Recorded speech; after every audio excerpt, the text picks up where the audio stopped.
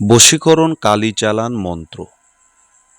দূর থেকে বশীকরণ। যে কোনো মানুষকে, মনের মানুষকে যদি খুব সহজে বশীকরণ করতে চান, দূরের মানুষকে যদি আপনার নিয়ন্ত্রণে আনতে চান, আপনার কথায় যদি তাকে চলাতে চান, তাহলে এই বশীকরণ ক্রিয়াটি আপনার জন্য।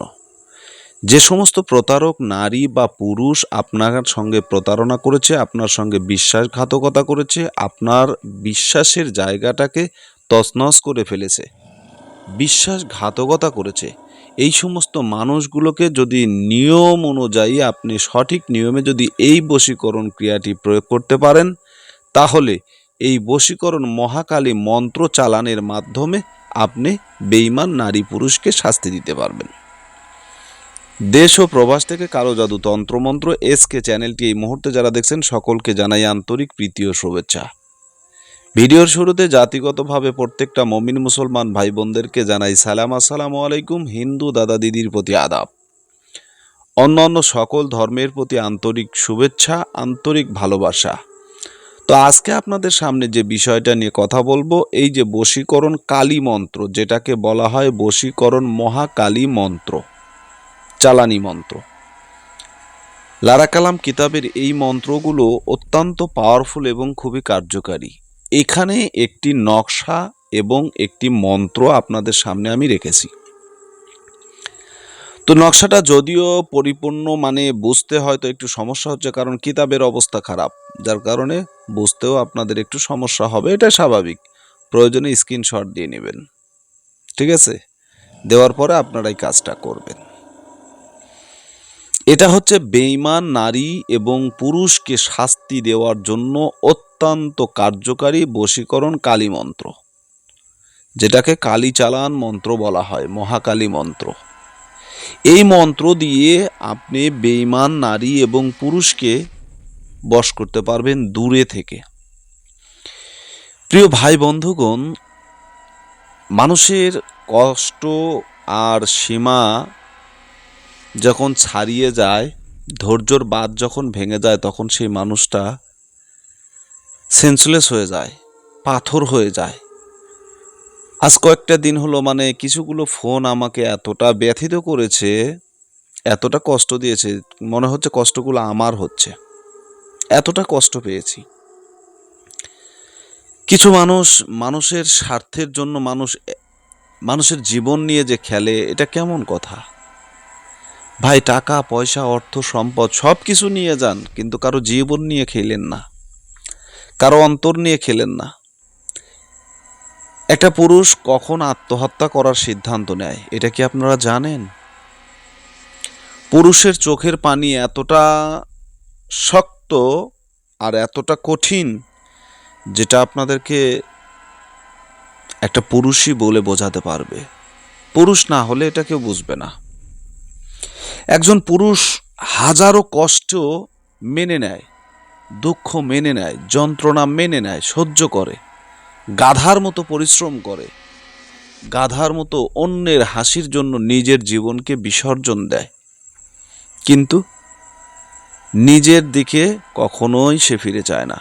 সেই মানুষটি যখন সমস্ত দুঃখ কষ্ট এবং সীমাহীন যন্ত্রণার পরে একটা সুখের জন্য ভালোবাসার একটা মানুষকে যখন তালাশ করে, অর্থাৎ খোঁজ করে, করার পরে সুন্দর মনের একটা মানুষকে যে খুঁজে পায়, সে তখন সেখানে মনে হয় জান্নাত খুঁজে পেয়েছে, স্বর্গ খুঁজে পেয়েছে।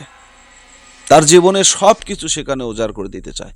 একটা পুরুষ একটা নারীর জন্য সব কিছু করতে পারে, সব কিছু করতে পারে।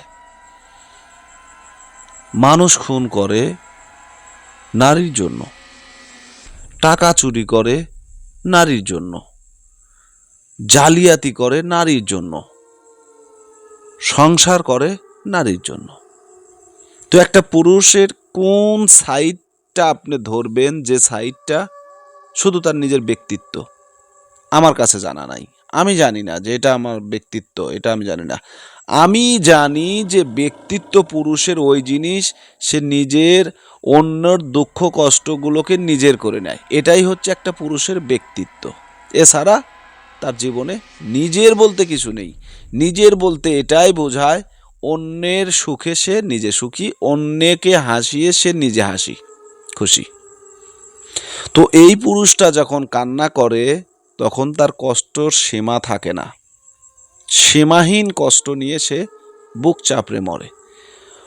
একটা ভাই আমাকে বলতেছিল যে হুজুর আমি কি বলবো, আমি বলার ভাষা খুঁজে পাচ্ছি না, যদি একটু ধৈর্য নিয়ে আপনি শোনেন কথাগুলো, আমি 2-1 মিনিটের ভিতরে শেষ করব। আমি বললাম ঠিক আছে, আপনাকে 5 মিনিট আমি সময় দিলাম। তো আমি বলেছিলাম যে ভাই আপনার নাম এবং আপনার বিষয়বস্তু আমি একটু ভিডিওতে আলোচনা করব। বলছে হুজুর দয়া করে আমার নামটা প্রকাশ করবেন না। ছেলেটা ঢাকায় থাকে, সর্বসাফল্য সব কিছু একটা নারীর জন্য দিয়েছে, লাস্ট পর্যায়ে তার চাকরিটাও হারিয়েছে শুধু একটা মেয়ের কারণে।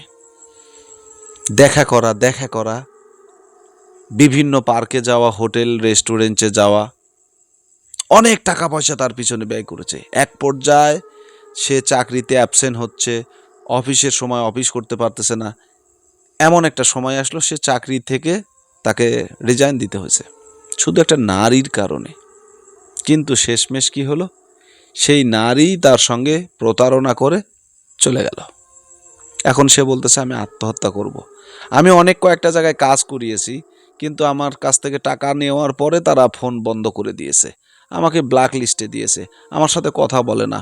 কেউ 2,000, 5,000, 10,000 এরকম নিয়েছে, কিন্তু কাজ করে দেয়নি। হুজুর আমি কি করব, আমি আত্মহত্যা করব। আমি বললাম ভাই আত্মহত্যা করলে সে জিতে গেল, আপনি হেরে গেলেন। আপনার পরিবার আছে, আপনার স্বজন আছে, আত্মীয় স্বজন আছে, আপনার দিকে অনেকে তাকিয়ে আছে, আপনার উজ্জ্বল ভবিষ্যৎ কেন নষ্ট করবেন? এই ব্যক্তির কারণে আজকের এই কুফুরি নকশা এবং এই বশীকরণ, মহাবশীকরণ কালী মন্ত্র আপনাদের সামনে আমি উপস্থিত করেছি। মন্ত্রটা হচ্ছে ইল্লিং বিল্লিং কিল্লিং কর ব্রহ্মা বিষ্ণু মহেশ্বর। ঠিক আছে? অমুকের বেটিক অমুকেক ধর, যদি মন্ত্র বৃথা যায় শিবের মাথা মা কালী খায়। এই যে একটা মন্ত্র, এই মন্ত্রটা 108 বার জপ করে সিদ্ধি লাভ করতে হবে।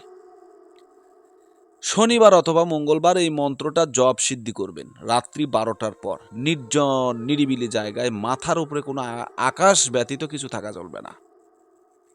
এরপর এই যে নকশাটা দেখছেন মন্ত্রর নিচে, এই নকশাটা আপনাকে 3টা নকশা অঙ্কন করতে হবে। যারা অঙ্কন করতে পারবেন না প্রয়োজনে স্ক্রিনশট দিয়ে নেবেন। ঠিক আছে? এই নকশার যে নিচের পাটা দেখছেন, এই পায়ের নিচে আপনি ওই মেয়ের মায়ের নাম লিখবেন। বলবেন অমুকের মেয়ে অমুক। ঠিক আছে? প্রথমে মেয়ের মায়ের নাম, তারপরে বলবেন তার বেটি বা তার মেয়ে অমুক। আলা হুব্বে মোহাব্বত লিখে অমুকের ছেলে অমুক, অর্থাৎ আপনার নাম, আপনার বাবার নাম, আপনার নাম লেখার পরে এই মন্ত্রটা 51 বার জপ করে এই তাবিজে ফুঁক দিবেন।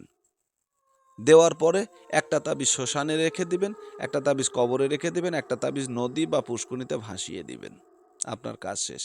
প্রতারক নারী বা পুরুষ হোক, সে দুমড়ে মুচড়ে আপনার কাছে আসতে বাধ্য হবে।